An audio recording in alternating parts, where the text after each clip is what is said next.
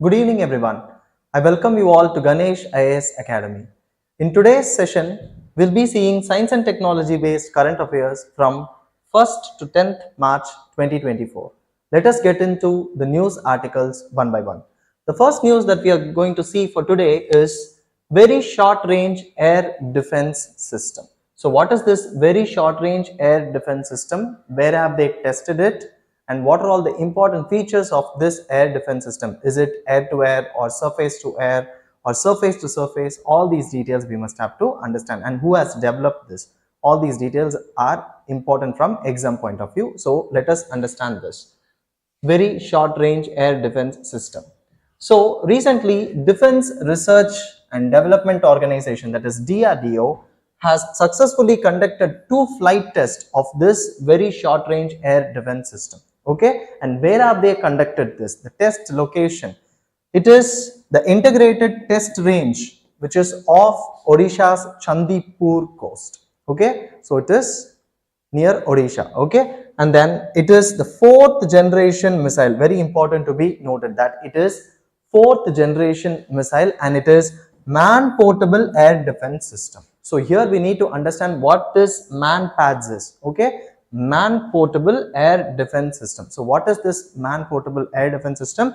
That it can be operated by individual or a small team. Such systems, air defense systems, are called as man portable air defense system. And here it is very important to note that it is surface to air missile. So from surface they are going to strike a target which is in the air. Okay, so this is surface to air missile and it is man portable. It can be carried on the shoulder or by a small team. Okay, what else do we have to understand? That it is developed by Research Center Imarat in collaboration with DRDO's other laboratories and many other industry partners. They are the ones who created this or developed this. And what is the purpose of this missile? It is to neutralize low altitude aerial, obviously air at short ranges, aerial threats at short ranges. It is very short range. So it is short range and then low altitude also. Low altitude and range is also very short. That is the reason why it is called as very short range air defense system. Moreover, what is the significance of this air defense system? That it is portable and it is lightweight. These are the 2 most important applications of this air defense system, that it is portable and lightweight than other missiles that we have in our army's arsenal. Okay, so these are all the details that we need to know about this very short range air defense system. So whenever a question is asked about air defense system in UPSC, this is how the questions are framed. Okay, this is one example of how the questions will be framed. So here consider the following statements. This question was asked in 2023 prelims examination. So the first statement here goes like, ballistic missiles are jet propelled at subsonic speeds throughout their flights, while cruise missiles are rocket powered only in initial phase of the flight. Okay, so is it right? No, this is a wrong statement. That is because ballistic missiles are rocket powered whereas cruise missiles are jet propelled. So it is inversely given. Next is Agni 5 is medium range supersonic cruise missile while BrahMos is solid fueled intercontinental ballistic missile. This is again wrong. That is because Agni 5 is intercontinental ballistic missile and BrahMos is supersonic cruise missile. So even here it is inversely given. Okay, so such statements are asked. So from this, what do we have to understand?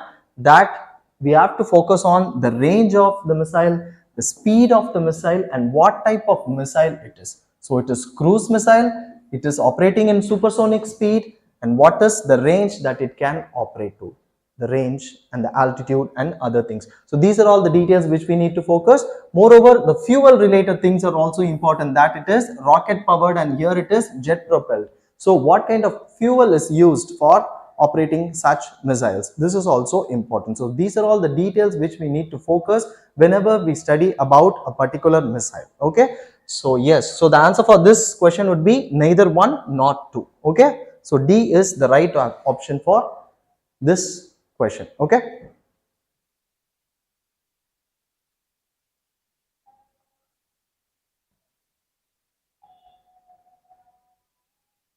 The topic that we are going to discuss now is juice jacking. What is juice jacking? Why is it in news? Let us understand that first. Recently, Reserve Bank of India has issued a cautionary message to mobile phone users about juice jacking. So, Reserve Bank of India RBI is giving a cautionary message to mobile users about juice jacking. So, what is this juice jacking? Let us understand. And this term was first coined in the year 2011 by American investigative journalist. His name is Brian Krebs. So here we need to know what juice jacking is. It is a form of cyber attack. Juice jacking is a form of cyber attack which is going to attack mobile phone users. Okay, how? Where the hackers will manipulate the public USB charging ports to steal data from the connected devices. How? By infecting them with malware and other altering hardwares. Okay, so public USB charging ports are the target here. Okay, through public USB charging ports, the mobile phones, whichever is connected to it, from those mobile phones, the data will be stolen. Okay, so this is a kind of cyber attack. This is how they are doing it. So, yes, juice jacking. What they say, relax and recharge. But we may be relaxing, but actual thing happening there is they stealing our data. Okay, this we should avoid. So this is how you might have seen such locations where public USB charging ports are there, but it is advisable to be very cautious. Next, why such attacks are there? That is because to steal users password, credit card details, addresses and other sensitive data which are stored on the target device. Moreover, it has become an increasingly concerning issue.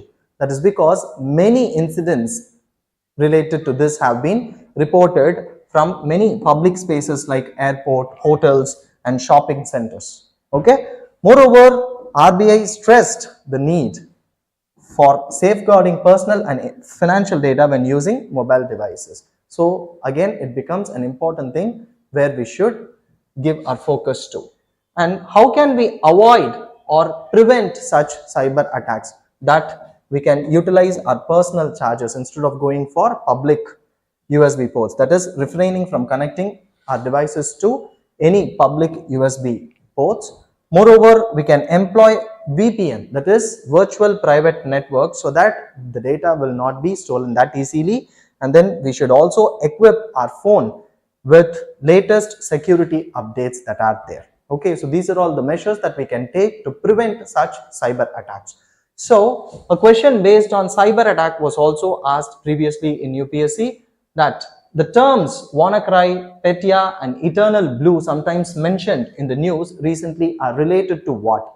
Okay, so it is actually related to cyber attacks. Answer for this is cyber attack. So this is how we have now, because this is Indian calculation system. Okay, so here 1 hour consists of 48 minutes according to ISD, and the reading will start from 0 with the sunrise. So it starts from sunrise to another sunrise, and it is divided into 30 parts. All these statements individually are very important from exam point of view. And who has developed this? It was developed by Lucknow based Sanstha Arohan, using digital interventions, enabling it to be connected to the internet. So it can also be connected to the internet. Moreover, it also provides a wide range of features through a mobile application which is named after the clock, that is Vedic, Vedic clock. The mobile application's name is also the same. Next is, so this is how it looks. The time, which year is it, which muhurta, and what is the planetary position, astrological formations, any predictions, all these are mentioned in the digital clock. Okay. So why have they chosen Ujjain? This is also important. That is because Ujjain has a rich heritage in timekeeping for centuries. Okay, from ancient days, Ujjain has been known, Ujjain is known for its timekeeping heritage.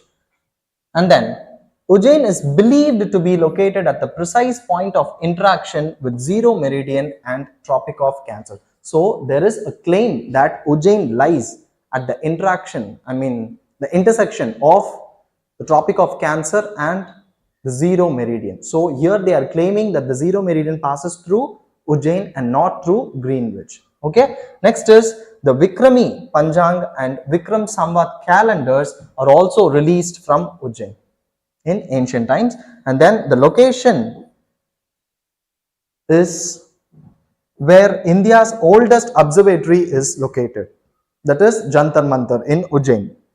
So this oldest observatory of India was built by Savai Jai Singh II of Jaipur in early 18th century. Okay, so because of all these significance, Ujjain has been chosen for installing this Vedic clock. What else do we have to understand? We need to know where our ISD is located. So whenever we study a topic, we should be able to relate it to other areas also. So this is how we are relating it. That in 1884 convention on meridians, which accepted the longitude passing through Greenwich as the zero meridian or the prime meridian, and Indian Standard Time, which is 5 hours and 30 minutes ahead of Greenwich Meridian time, and it is calculated from Mirzapur in Uttar Pradesh. So it passes through Mirzapur in Uttar Pradesh, which lies on 82.5-degree east longitude. Okay, but where is Ujjain located? It is located at 75 degrees 78 minute east longitude. Okay, important to be noted. And this 82.5-degree longitude passes through how many states? Statements like these were asked in previous questions. Okay, so it passes through 5 states: Uttar Pradesh, Madhya Pradesh, Chhattisgarh, Odisha, and Andhra Pradesh. Uttar Pradesh, Madhya Pradesh, Chhattisgarh, Odisha, and Andhra Pradesh. These are the 5 states through which the ISD passes through. Okay, it is a longitude. So these are all the details which we need to know here.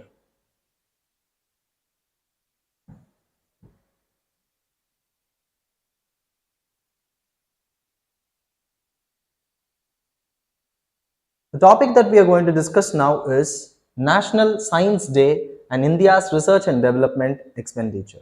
So, when is National Science Day celebrated and what is the status of India's R&D expenditure? This is what we are going to see in this particular topic. National Science Day, it is celebrated annually on 28th February. So what is the significance of this date, that is 28th February? That is because it is observed on the day Indian physicist Chandrasekhara Venkat Raman discovered the Raman effect. So it is on this day when Raman effect was discovered. That is in 1928 on 28th February, C.V. Raman discovered the Raman effect. Okay, this is here C.V. Raman explaining about the Raman effect to his students, and he has received Nobel Prize for this discovery in the year 1930.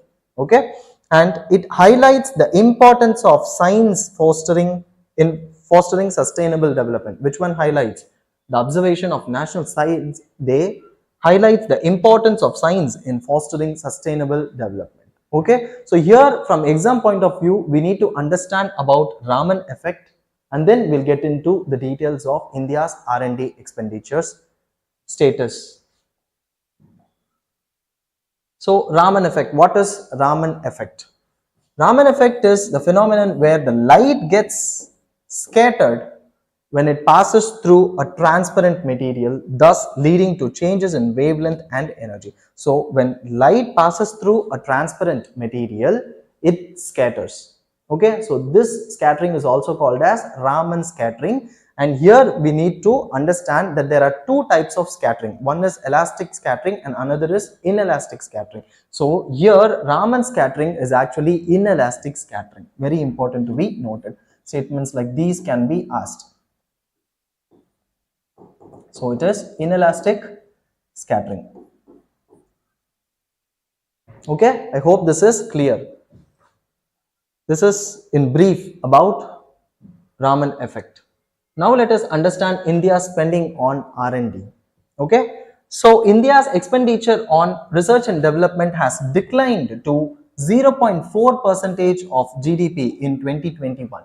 So we are spending just 0.64 percentage, sorry, yes, 0.64 percentage of our GDP for R&D expenditure, but it was 0.8 percentage in 2008-9 and 0.7 percentage in 2017-18. But now we have reduced it to 0.64 percentage. Why has this reduction happened? We need to know that. Okay, and this decrease is concerning, especially considering the repeated calls from government agencies to double the R&D expenditure that we are having. So government is taking efforts to double it, but then still we are at the same stage. This is what the problem is. And in 2013, the STIP policy, what is STIP policy? That is Science, Technology and Innovation Policy. 2013 policy, it aimed to increase the gross expenditure on R&D to 2% of our GDP. And the same goal was reiterated in 2017-18 economic survey, but still we could not attain the goal. And then the reasons for the reduction in R&D spending are actually unclear. So the probable reasons here may be insufficient coordination among government agencies and lack of strong political will to prioritize the R&D expenses. So the political will is not there, and there is insufficient coordination among the government agencies. That may be a probable reason here. Okay, but then we are unclear about the actual reason for reduction in R&D expenditure. So this is how the graph goes. In 2007-8, if you see that it goes near 0.8, and in 2011-12 again it goes to high levels, but now we are here 0.64 percentage, which is very low. We need to double it. So here we are going to compare it with the other developed countries. How much are they spending for R&D expenditure? So the most developed countries here spend 2 to 4 percentage of their GDP for R&D expenditure.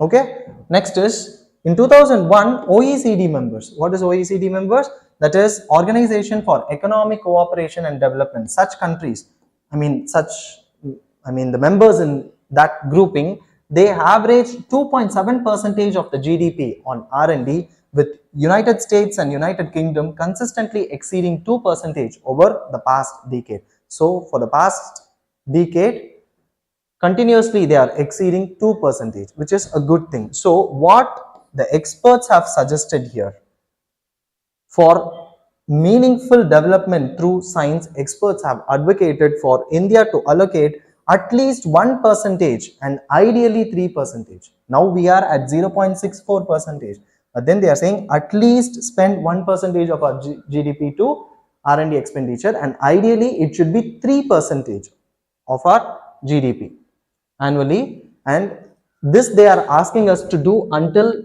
2047. Okay, so only then we can have meaningful development through science. This is what the experts have suggested us. Okay, so I hope this is clear.